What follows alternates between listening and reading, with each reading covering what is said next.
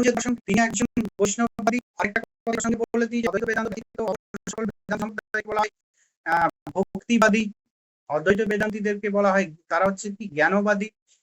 তো জ্ঞানবাদী আর ভক্তিবাদী পার্থক্য, বা আরেকটা দিক দিয়ে আমরা পার্থক্য করতে পারি অদ্বৈত এবং দ্বৈতবাদীদের দিক থেকে।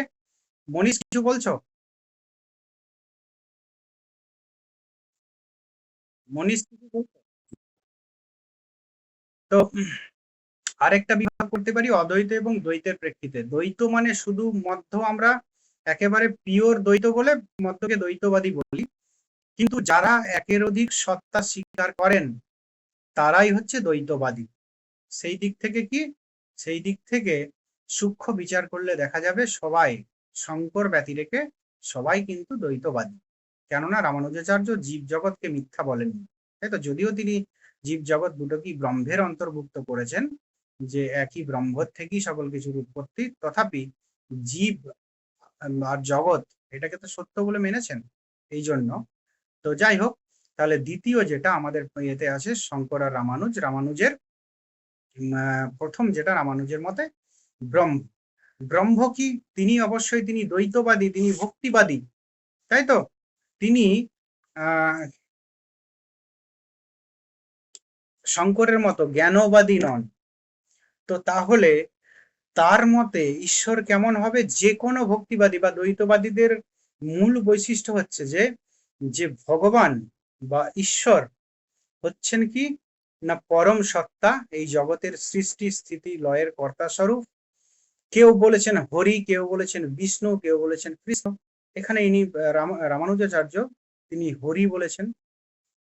তো এই যে হরি বা বিষ্ণু, এই হরি বা বিষ্ণু কি? তিনি হচ্ছেন আলটিমেট, তিনি হচ্ছেন এই জগতের সৃষ্টি স্থিতি এবং লয়ের কর্তা স্বরূপ। এবং তাকে যদি তুষ্ট করা যায় কিভাবে?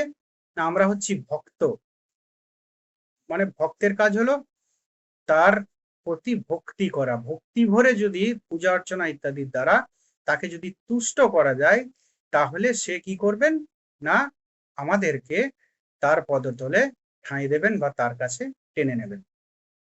তো এই হচ্ছে যে কোনো বৈষ্ণববাদীদের কনসেপ্ট, সেটা রামানুজের মতেও।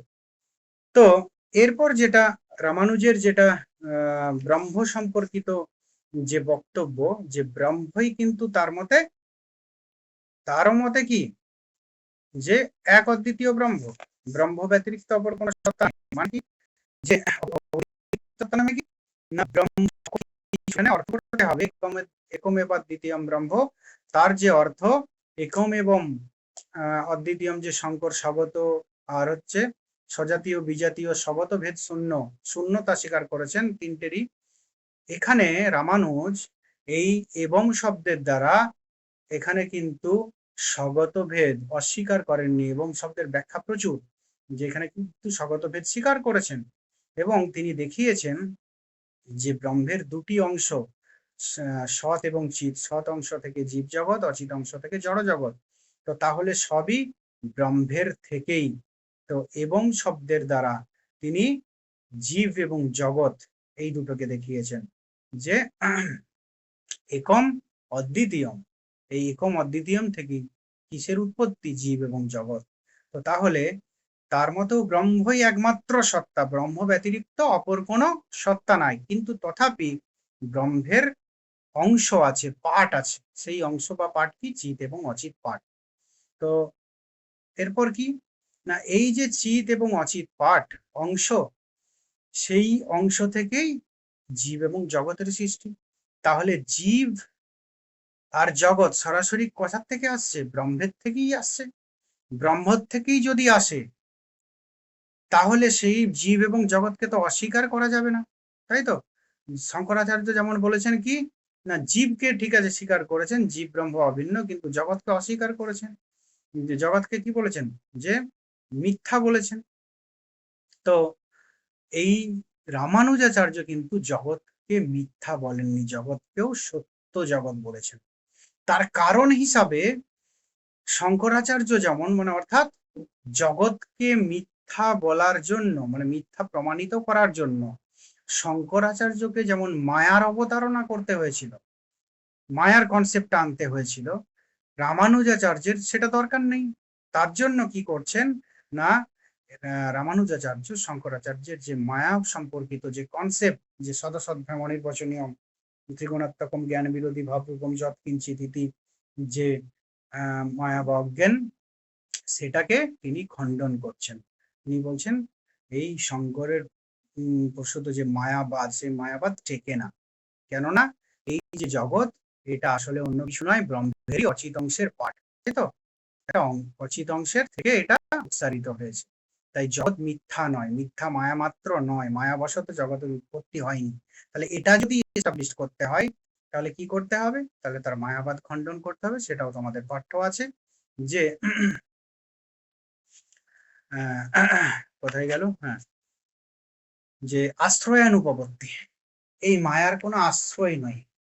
এই মায়া এ কাকে আশ্রয় করে থাকে? শঙ্করাচার্য যে মায়া, সে মায়া বিরুদ্ধে রামানুজ প্রশ্ন তুলছেন যে এই মায়া সম্ভব নয়, মায়ার অস্তিত্ব, মায়া অস্তিত্বহীন। কেননা মায়ার কোনো আশ্রয় নেই বা মায়ার কোনো আধার নেই, মায়া থাকে কোথায়, তাই তো? এটা হচ্ছে প্রশ্ন। হচ্ছে অফলাইন কেন হলাম?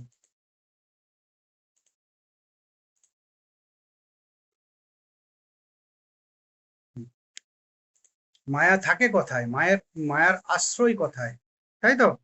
তো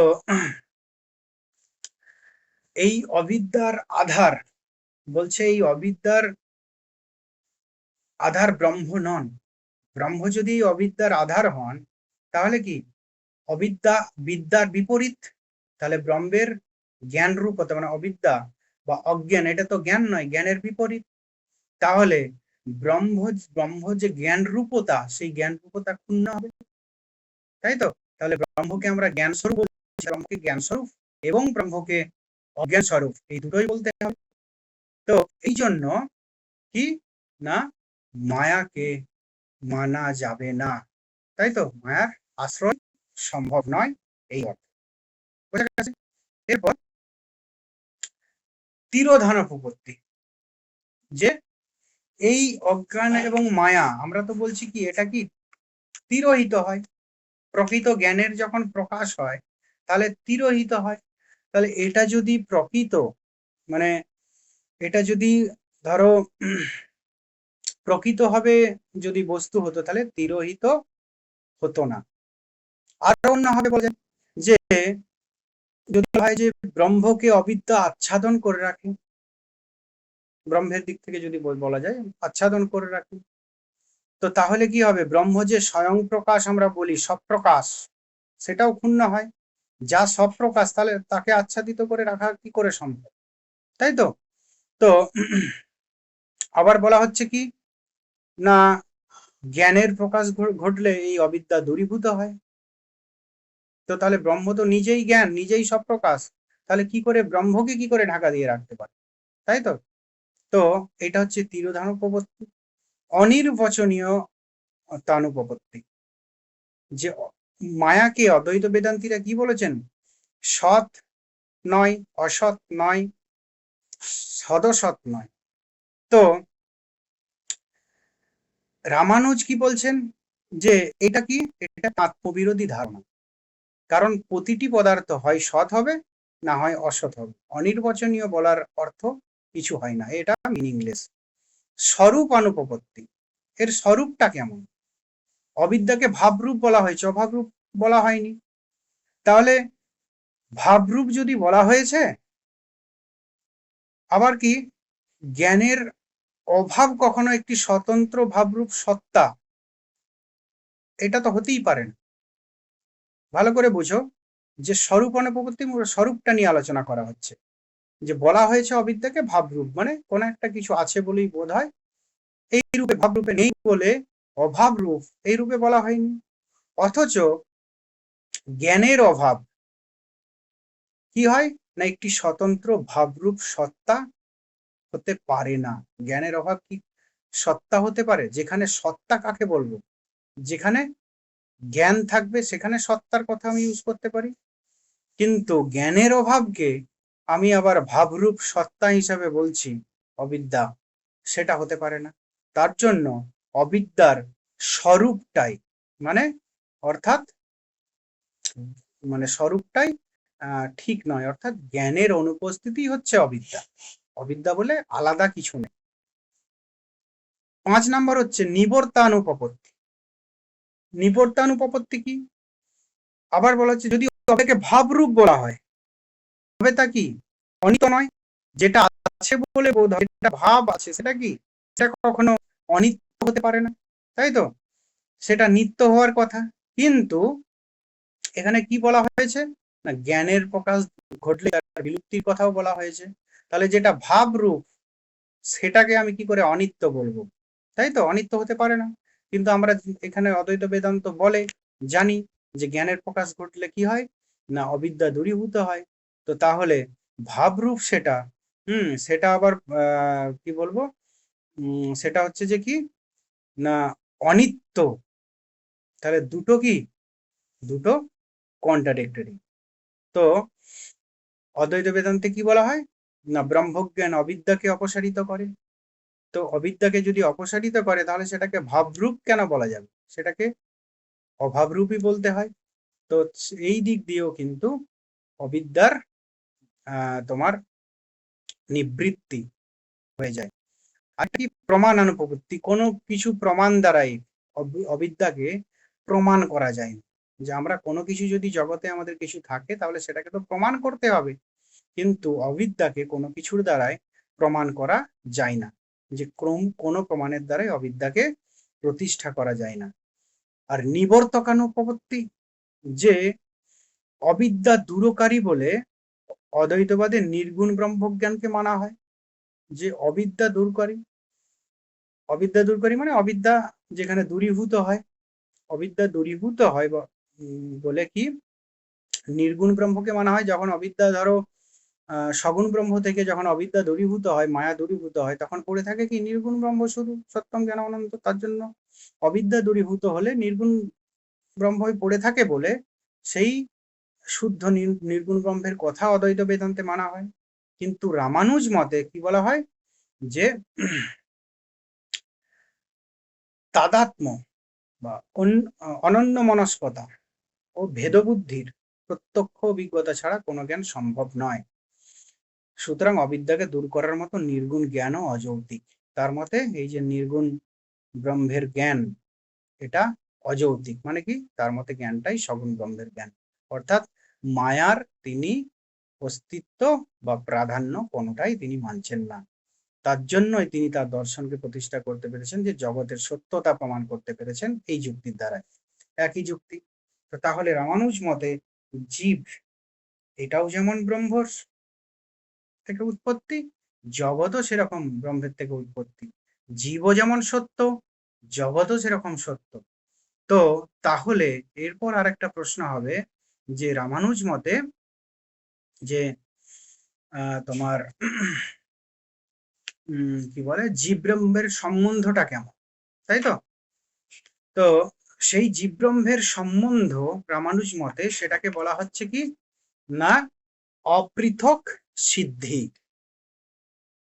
অপৃথক সিদ্ধি, জীব ব্রহ্মর সম্বন্ধটাকে বলা হচ্ছে অপৃথক সিদ্ধি। আরেকটা কথা মনে রাখো যে অদ্বৈত বেদান্তে জীব মুক্তি এবং বিধেয় মুক্তি দুটোকেই স্বীকার করা হয়েছে, কিন্তু রামানুজের মতে শুধুমাত্র বিধেয় মুক্তিটাকে স্বীকার করা হয়েছে। আর এই যে রামানুজাচার্য তার মতে জীব ব্রহ্মের সম্বন্ধটা কেমন না অপৃথক সিদ্ধি, মানে অংশ অংশীর যে সম্বন্ধ, তাই তো? অংশের সঙ্গে মানে কোনো একটা বস্তুর সমগ্রের সঙ্গে অংশের যে সম্বন্ধ, জীব ব্রহ্মের সম্বন্ধটা সেরকম অংশ অংশীর সম্বন্ধ। যে জীব হচ্ছে অংশ, ব্রহ্ম হচ্ছে অংশী, জগৎ হচ্ছে অংশ, ব্রহ্ম হচ্ছে অংশী। জগৎ ব্রহ্মের সম্পর্কও যদি বলা হয় রামানুজ মতে অংশ অংশীর সম্বন্ধ। তো এই সম্বন্ধটাকে রামানুজ দর্শনে বলা হচ্ছে কি অপৃথক সিদ্ধির সম্বন্ধ। তো অপৃথক সিদ্ধি অর্থে না বা নিষেধ, পৃথক অর্থের অর্থ হচ্ছে আলাদা, আর সিদ্ধি অর্থের অর্থ হচ্ছে কি প্রতিষ্ঠা বা সিদ্ধি, তাই তো? তাহলে অপৃথক সিদ্ধির অর্থ দাঁড়াচ্ছে কি না, জীব ও ব্রহ্ম কখনো পৃথকভাবে বিদ্যমান হতে পারে না, জীবের অস্তিত্ব সর্বদা ব্রহ্মের সঙ্গে সম্পর্কযুক্ত। কি জন্য? ওই যে ব্রহ্মের চিৎ অংশ থেকে। জীব কখনো পৃথকভাবে অস্তিত্ববান হতে পারে না, জীব কি, জীবের অস্তিত্ব সর্বদা ব্রহ্মের সঙ্গে সম্পর্কযুক্ত, মানে অংশ অংশীর সম্বন্ধ, সমগ্রের সঙ্গে অংশের সম্বন্ধ। তবে জীব ব্রহ্মের সম্পূর্ণ একাত্ম নয়, কিন্তু জীব ব্রহ্মকে ছেড়ে থাকতে পারে না, কেননা তার অংশ, অংশ কখনো অংশীকে ছেড়ে থাকতে পারে না। কিন্তু তথাপি জীব ব্রহ্মের সঙ্গে সম্পূর্ণ এক নয়, তাই তো? এবং নিরপেক্ষভাবে ব্রহ্মের সঙ্গে যুক্ত থাকে। অর্থাৎ অপৃথক সিদ্ধি দ্বারা বোঝানো হয় যে জীব ব্রহ্মের সঙ্গে অবিচ্ছেদ্যভাবে সম্বন্ধযুক্ত, বিচ্ছিন্ন নয়, বিচ্ছিন্নভাবে অবস্থান করে না জীব ব্রহ্মের থেকে, অবিচ্ছেদ্যভাবেই সম্বন্ধযুক্ত। তবে তাদের মধ্যে পার্থক্যও বর্তমান, সমগ্রের সঙ্গে অংশের যে পার্থক্য, ব্রহ্মের সঙ্গে জীবের সেই পার্থক্য। বোঝা গেল? তো এই যে অপৃথক সিদ্ধির যে সম্বন্ধ, সেটাকে রামানুজ বিভিন্ন ভাবেই ব্যাখ্যা করেছেন। কোনটাকে বলেছে যে শরীর শরীরই সম্বন্ধ, কোনটাকে বলেছেন যে বিশিষ্ট বিশেষণের সম্বন্ধ, আবার কখনো বলেছেন যে তিনি প্রকার প্রকারই সম্বন্ধ। তো বিভিন্ন ভাবে ব্যাখ্যা করেছেন। তো এই যে শরীর শরীরই সম্বন্ধ, সেখানে হচ্ছে ব্রহ্ম হলো শরীর, জীব জগৎ হলো তোমার ব্রহ্ম হলো শরীরই, আর জীব জগৎ হলো শরীর। আবার কখনো যখন বিশিষ্ট বিশেষণ বলেছেন, ব্রহ্ম হলো বিশিষ্ট, আর জীব আর জগৎ হলো তার বিশেষণ। আবার কখনো বলেছেন প্রকার প্রকারই সম্বন্ধ, ব্রহ্ম হলো প্রকারই, আর জীব জগৎ হলো প্রকার। বোঝা গেল? তো মোটামুটি তোমার রামানুজাচার্যের এই হচ্ছে বক্তব্য, এই হলেই হবে।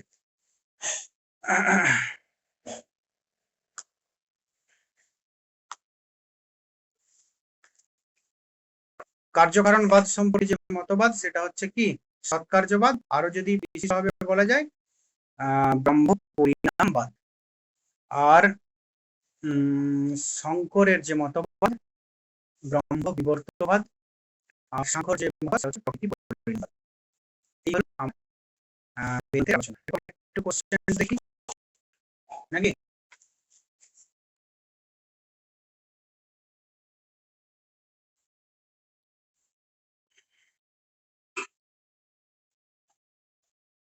দেখো, বেদান্ত আক্ষরিক অর্থ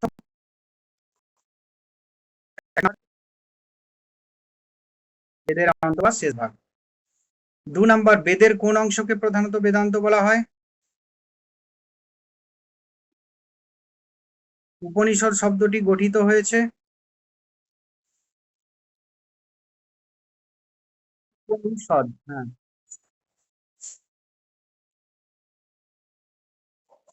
বেদান্ত নাম উপনিষদ প্রমাণম, এই উক্তিটির রচয়িতাকে?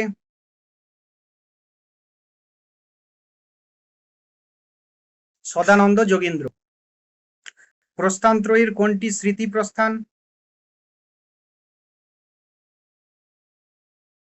গীতা।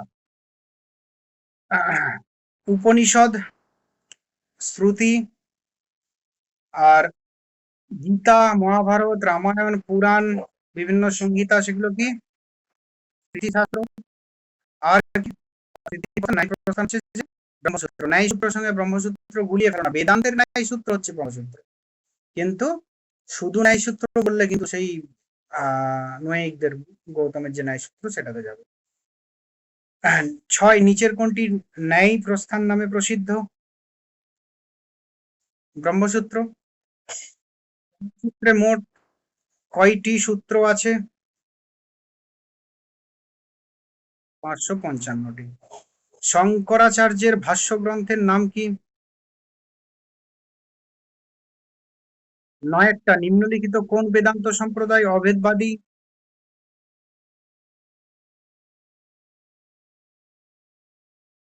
কেবলাদ্বৈত। গোবিন্দাচার্যের প্রবর্তিত মতবাদ কোনটি?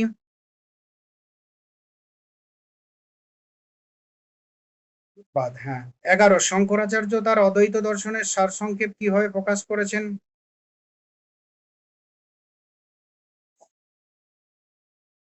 কি পূর্ণ শ্লোকে।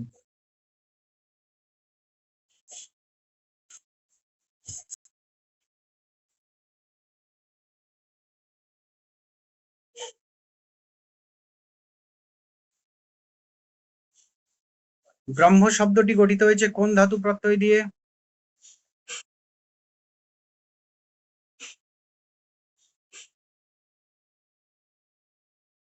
শঙ্করাচার্যের ব্রহ্মতত্ত্ব কোন দুটি নীতির উপর ভিত্তি করে গঠিত?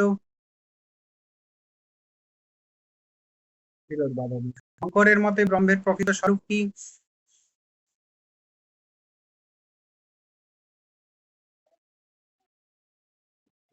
চিরস্থিত নির্বিকার। অয়মাত্মা ব্রহ্ম বাক্যের দ্বারা কি বোঝানো হয়েছে?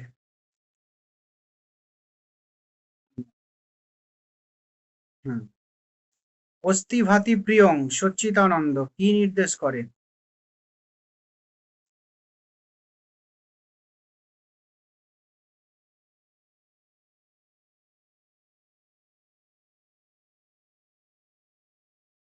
ষোলো নম্বরের যেটা, যে তোমার অস্তি ভাতি প্রিয়, এটা সচ্চিদানন্দের একটা দিকের কথা উল্লেখ করা হয়েছে। এটা হচ্ছে যে যে তোমার কি বলে, ব্রহ্মের, এটা আত্মার তিনটে অবস্থা নয়, এটা হচ্ছে তোমার ব্রহ্মের স্বরূপ অবস্থা। আহ এইটা একদিক দিয়ে, যেমন আমি যেমন বললাম যে জীবের যে বিভিন্ন অবস্থা, জায়তে বর্ধতে স্থায়ী ইত্যাদি, সেরকম এখানে অস্থি ভাতি প্রিয়ং এই অর্থেও অনেকটা একটা বলা হয়, সেই একই সচ্চিদানন্দ বা এক্সিস্টেন্স কনসাসনেস ব্লিসের অর্থই বোঝায়। তো এটা হচ্ছে ব্রহ্মের স্বরূপ অবস্থা, ব্রহ্মের স্বরূপ বোঝানো হয়েছে।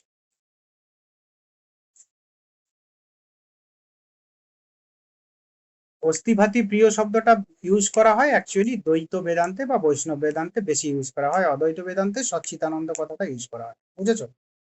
তুরীয় অবস্থা কাকে বলে?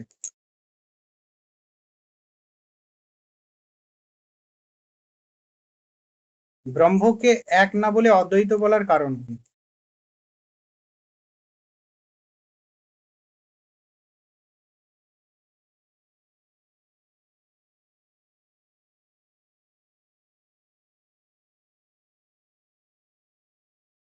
না, এই এ এ হবে, আসরটা এ হবে। এক দুই, এটা কি সংখ্যা নির্দেশ করছে তো, ওই জন্য। অদ্বৈত, আবার হচ্ছে যে আহ অভিন্ন, অভিন্ন বা অভেদ, এই কথাটা তোমার এটা অ্যাকচুয়ালি প্রশ্নটা হতো যে ব্রহ্মের থেকেও যদি আরো ইয়ে করে বলা হয়, তো জীব ব্রহ্ম অভিন্ন আমরা বলছি তো অভেদ, জীব ব্রহ্মের কোনো পার্থক্য নেই এই কথাটাও দেখবে ইউজ করা হয় না। জীব ব্রহ্মের কোনো ভেদ নেই এটা আমরা বোঝানোর সব মানে অর্থে, সুবিধার্থে আমরা বলছি, কিন্তু ওখানে জীব ব্রহ্মের অভেদ এই কথাটা ইউজ করা হয়। 19টা, শঙ্করের মতে জগৎ কিভাবে সৃষ্টি হয়?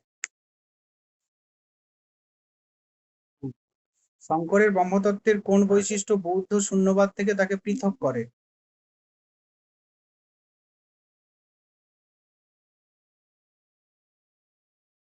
না, চৈতন্য স্বরূপতা।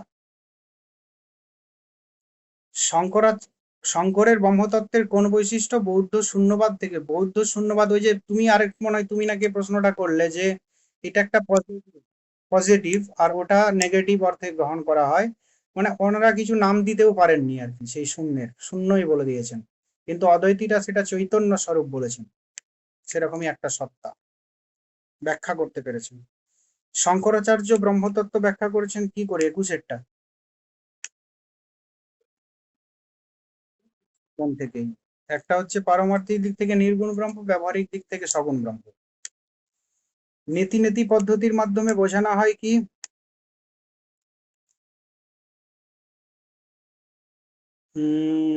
শূন্যতা, নিরাশা, মায়ার শক্তি, ব্রহ্মের গুণরূপ, গুণাতীততা, অনির্বচনীয়তা। ডি হবে।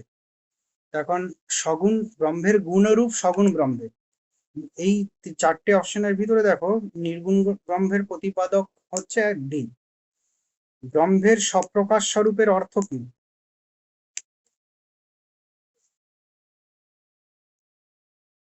বি, নিজেই। শঙ্করের মতে জগৎকে গন্ধর্বনগরের সঙ্গে তুলনা করা হয় কারণ?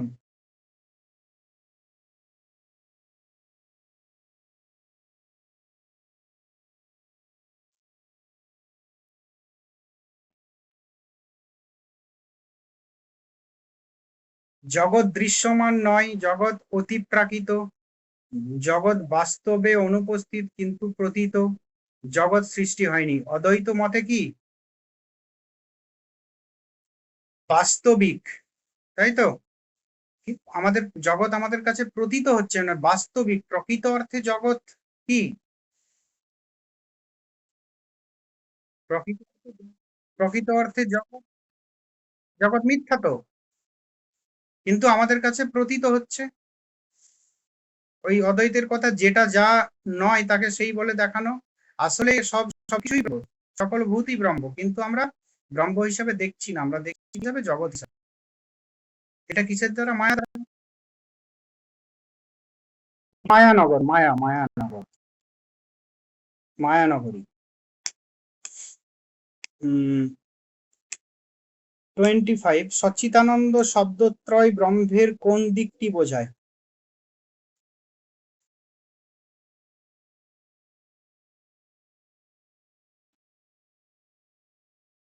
এইটার কোশ্চেনটার চেঞ্জ করতে হবে। এখানে বুঝায় তোমার স্বরূপ হবে, তিনটি রূপও বলা যাবে না ব্রহ্মের ক্ষেত্রে, এটাতেই করে দিচ্ছি ব্রহ্মের স্বরূপ। এটা উত্তর কি আছে দেখে নি, দাঁড়াও, উত্তরের জায়গাটাই স্বরূপ করে দেবো। 25 সি, না, সি উত্তর আছে, এটা ভুল আছে। এটার উত্তর হবে, দেখো এখানে তিনটি রূপ, এটার উত্তর হবে স্বরূপ। এই তিন তিন কথাটা ইউজ করা হয় না, তিনটি রূপ, এটা তো আরো ভিন্ন হয়ে গেল। সি, সি উত্তর আছে, সিতেই করে দিলাম যে ব্রহ্মের।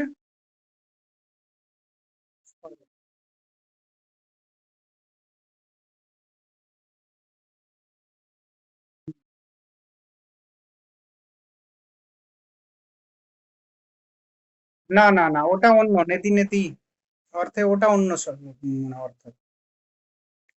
এটা ডাইরেক্টলি বলা হচ্ছে কোন দিকটি বোঝায়, তার বিরোধী ধারণার নেগেশন। হুম, তো মানে কি তার সেই সম্পর্কে ঠিক আছে, কিন্তু এটা স্বরূপ বললে আরো সুবিধা হয়, মানে যেহেতু সচ্চিদানন্দ কথাটা আছে, এটা স্বরূপ করে রাখ। এটা হবে 3। শঙ্করের মতে নির্গুণ ব্রহ্ম হলো,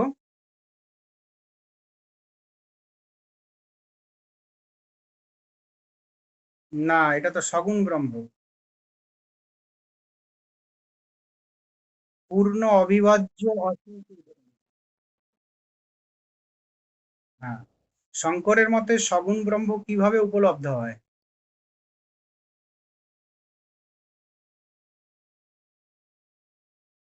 কিটা বললে? সগুণ ব্রহ্ম কিভাবে উপলব্ধ হয়, তাই তো?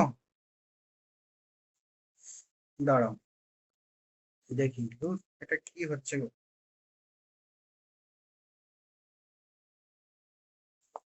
আহ উম, হ্যাঁ, এইটা হচ্ছে সগুণ ব্রহ্ম উপলব্ধ যদি হয়, বি হবে, বি, মায়া দ্বারা আবৃত্ত প্রতিফলিত হয়। আহ সগুণ ব্রহ্ম, হ্যাঁ বলো।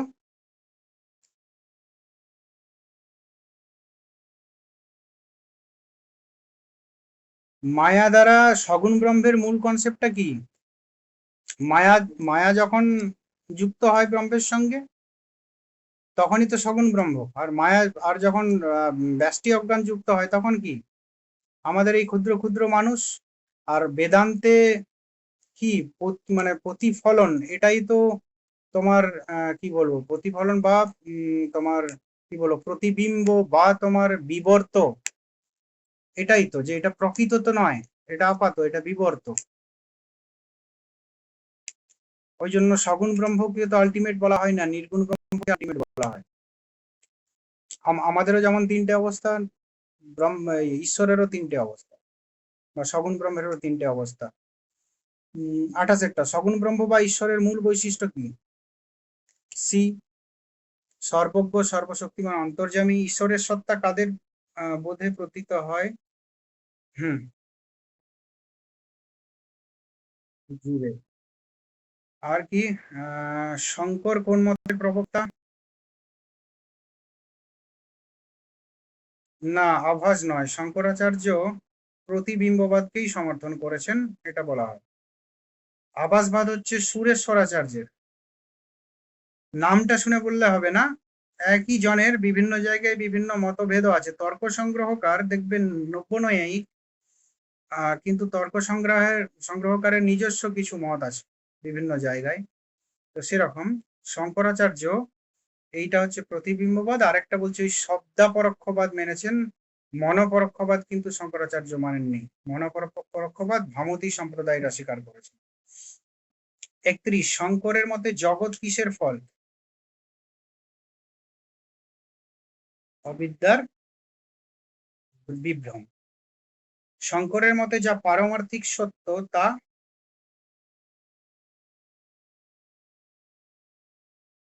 একদম। এরপর দেখো 33, আবরণ বিক্ষেপ শব্দ দুটি নির্দেশ করে?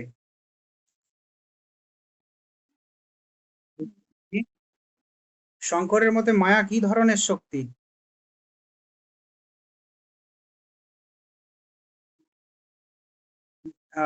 35, নিচের কোনটি শঙ্করের প্রাতিভাসিক বিবর্তবাদের সঙ্গে সামঞ্জস্যপূর্ণ?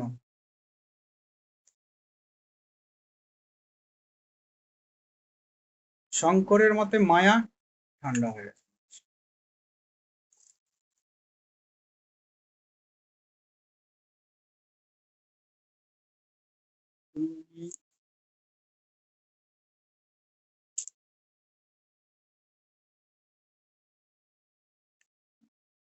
এইটা এক কাজ করো, অনিত্য করে দাও, ইচ্ছাদি শক্তি এটা বাদ দিয়ে দাও, এটা অদ্বৈতের বিপক্ষে যাচ্ছে। ইচ্ছাদি শক্তিটা আমি কেটে দিলাম, এটা সি হবে সুবন্ত। শঙ্কর সকার্যবাদের ব্যাখ্যা করে ভাবে?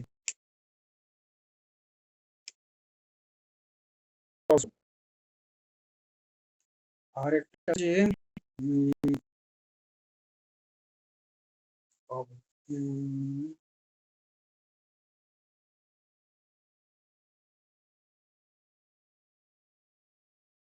শঙ্করের মতে চৈতন্যই,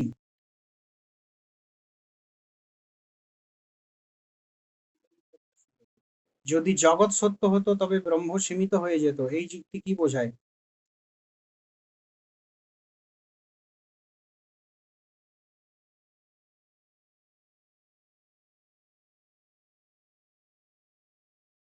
যদি জগৎ সত্য হতো তবে ব্রহ্ম সীমিত হয়ে যেত।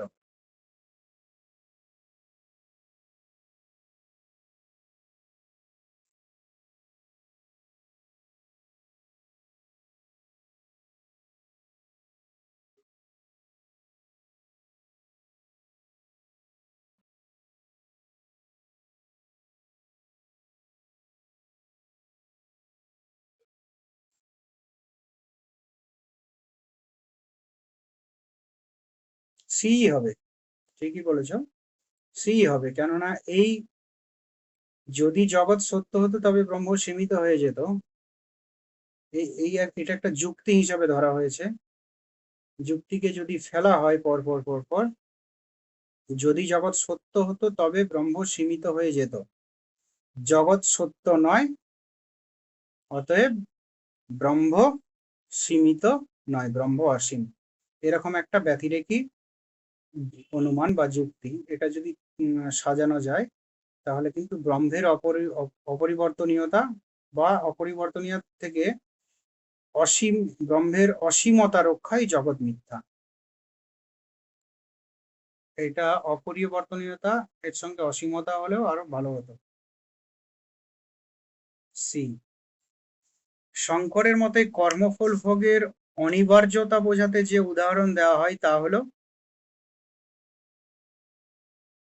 কুম্ভকারের চক্রে বিযুক্ত দণ্ড। 41-এরটা মায়াং তু প্রকৃতি বিদ্যাং মাইনাং তু মাহেশ্বরম, এটি কোন উপনিষদে পাওয়া যায়? শ্বেতাশ্বতর। এইটা আমাকে দেখতে হবে, এটা কি আমার মেটেরিয়ালসে দিয়েছি? দেখো তো।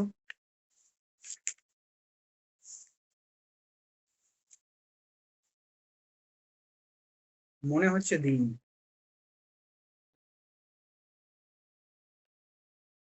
বি, বি আছে উত্তরে, কিন্তু উত্তরগুলোর উপর কোনো ভরসা নাই আর। ঠিক আছে, এটা আমি জিজ্ঞাসা চিহ্ন দিয়ে রাখলাম। শ্বেতার এটা দিয়ে জিজ্ঞাসা চিহ্ন দিলাম, তাহলে আমি পরে দেখে নিতে পারবো।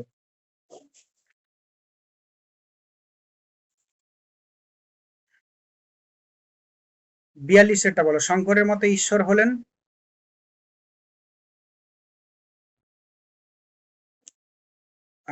জীব কি? 43-এরটা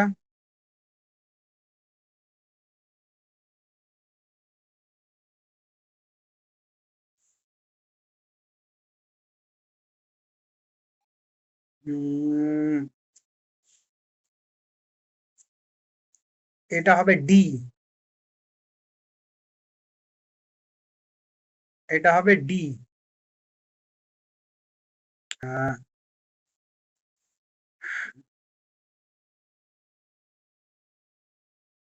উত্তর হবে, হ্যাঁ।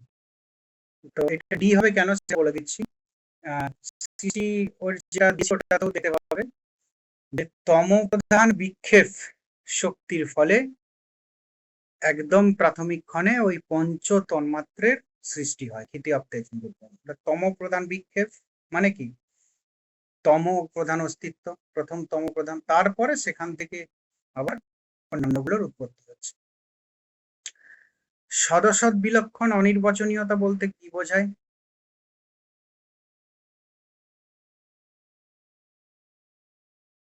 আহ 45 বলো। মায়ার কোন দুটি শক্তির কথা শঙ্কর বলেন? শঙ্করের মতে মায়া কি?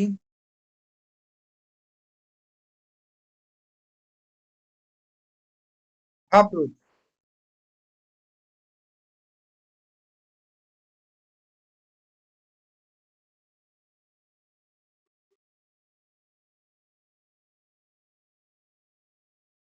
এটা নিয়ে এটার অন্যগুলো একটু চেঞ্জ করে দেওয়াই ভালো, এই নিয়ে বিতর্ক হতে পারে।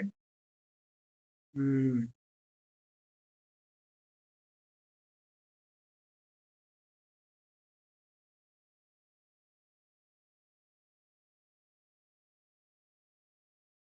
ঠিকই আছে, অসুবিধা নেই। কেবল জ্ঞানহীনতা, এটা তো জ্ঞান বিরোধী, দুটোর মধ্যে পার্থক্য আছে।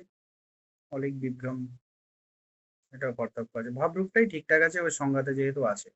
মায়া অনাদি কিন্তু অনন্ত বিশিষ্ট। 47, এই বক্তব্যের অর্থ কি?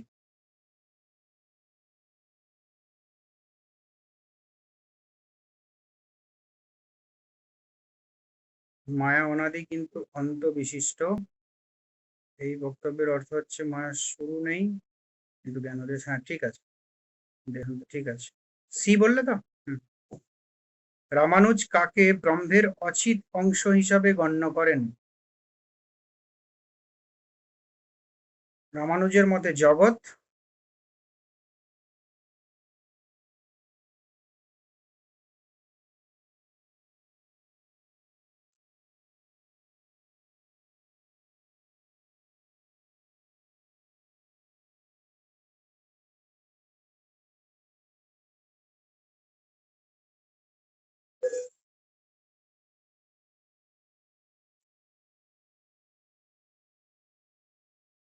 আচ্ছা, সিটাই করলাম।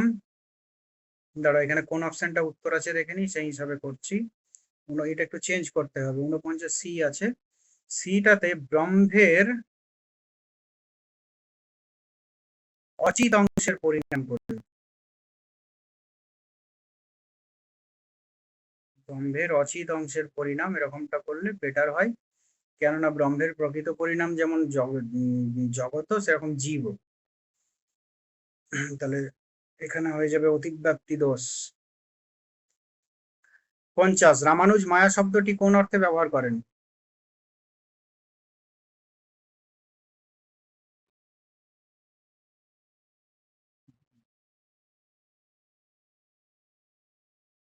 আশ্রয়ানুপপত্তি দ্বারা রামানুজ কি সমালোচনা করেন? হুম। রামানুজ মতে অদ্বৈতবাদের অনির্বচনীয় মায়াতত্ত্ব কি? হুম। অদ্বৈত বেদান্ত মতে জীবের প্রকৃত স্বরূপ কি?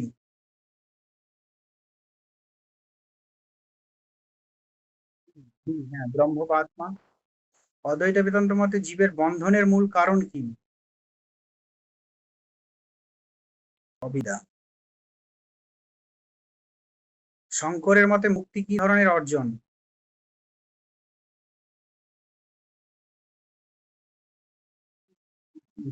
সেই স্বরূপ, ব্রহ্মস্বরূপতা প্রাপ্তি বা স্বরূপ উপলব্ধি। জীবনমুক্ত ব্যক্তির কোন দুটি অবস্থা আছে?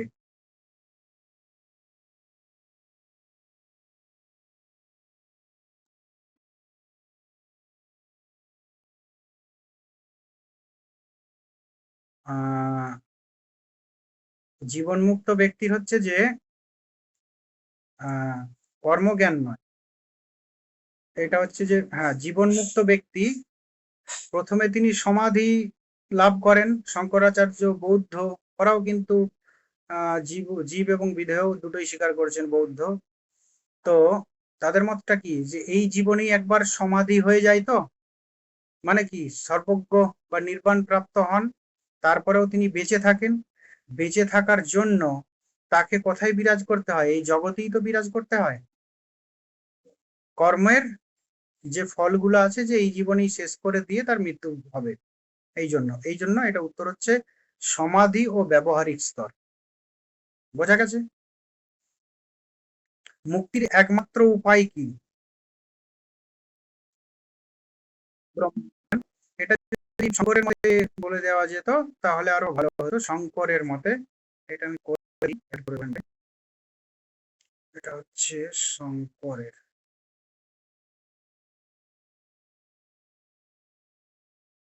58, জ্ঞানং হি কৈবল্যম এর দ্বারা কি বোঝানো হয়?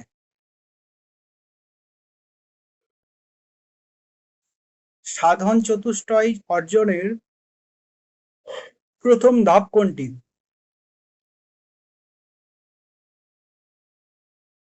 শ্রবণ, মনন, নিধিধ্যাসন, এই 3 ধাপের উদ্দেশ্য কি?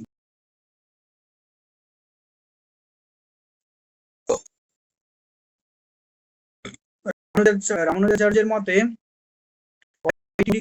নিত্য বাস্তব। ঠিক আছে।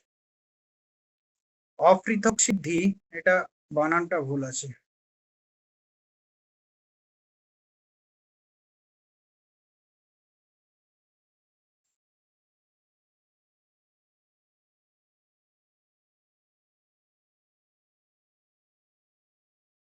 অপৃথক সিদ্ধি সম্বন্ধ বোঝায় কি?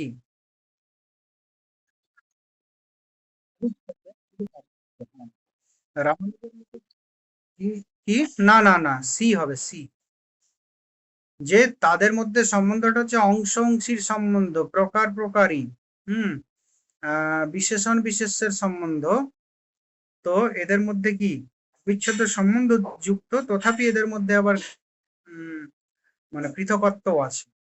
রামানুজের মতে চৈতন্য জড় আহ, ও চৈতন্য জড় কি বা কেমন? বিশেষ। বিশিষ্টাদ্বৈত শব্দটি কি বোঝায়?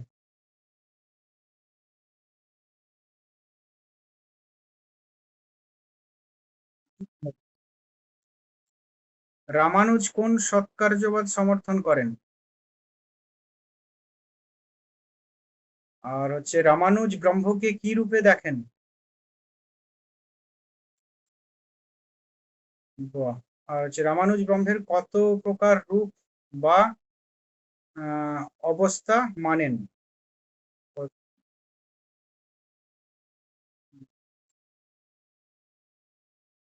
মেনে চলেন দরকার নেই, মানেন বললেই হবে, বা মেনেছেন। আর রামানুজ ব্রহ্মের নির্গুণতা কিভাবে ব্যাখ্যা করেন? হ্যাঁ, ব্রহ্মের যা কিছু আছে যেটা হচ্ছে কল্যাণকর, হেয় গুণ বর্জিত আর। ব্রহ্ম হলো প্রকারই, জীব ও জগৎ হলো প্রকার, এটি বোঝায় কোন সম্বন্ধ?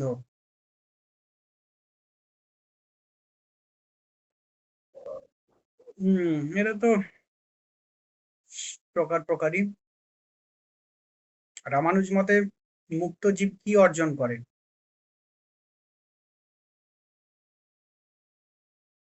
ঈশ্বর। হুম। ওই যে প্রথম চারটে যে বললাম যে সবগুলোই বৈষ্ণব দর্শনের, বৈষ্ণব বেদান্তের মত।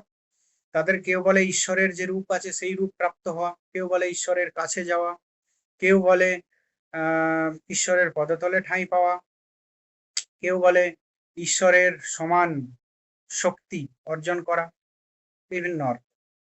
তো সবাই বৈষ্ণব দর্শনের এর মূল এগুলো আমি বলে দেবো।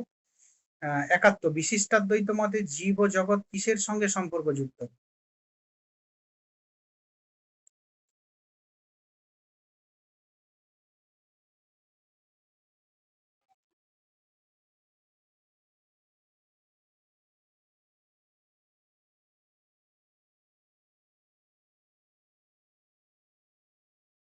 ঈশ্বরের শরীর কিসের সঙ্গে সম্পর্কযুক্ত? ঈশ্বরের অঙ্গ তো তারা, জীব এবং জগৎ অঙ্গ বা অংশ থেকে উৎপত্তি, তাহলে ঈশ্বরের শরীরের সঙ্গে সম্পর্কযুক্ত।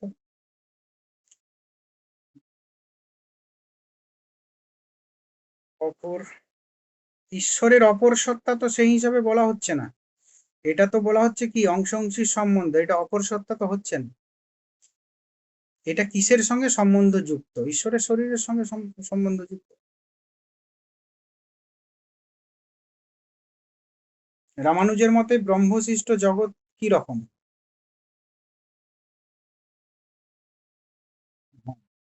অচিত বলতে বোঝায় কি?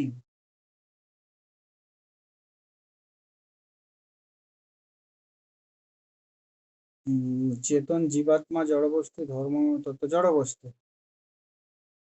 চিত বলতে বোঝায়, রামানুজ অনুযায়ী জীব ও জগৎ ব্রহ্মের সঙ্গে সম্পর্কিত।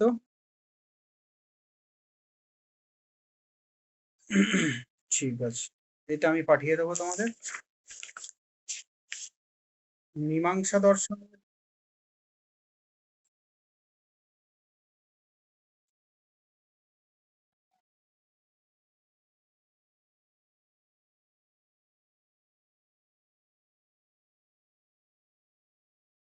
তোমার কনসেপ্ট মানে কেমন ধরনের চাইছো বলো?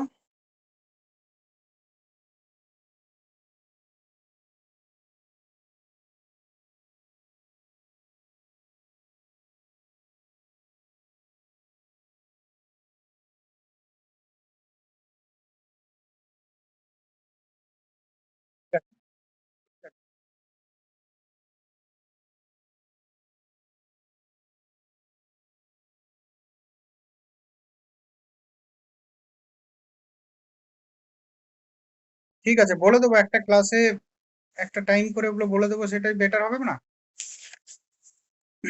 প্রত্যেক দর্শন ধরে। ও আচ্ছা, এই দিকে আমি মীমাংসা বেদান্ত শুরু করেছি এর আগে। তাহলে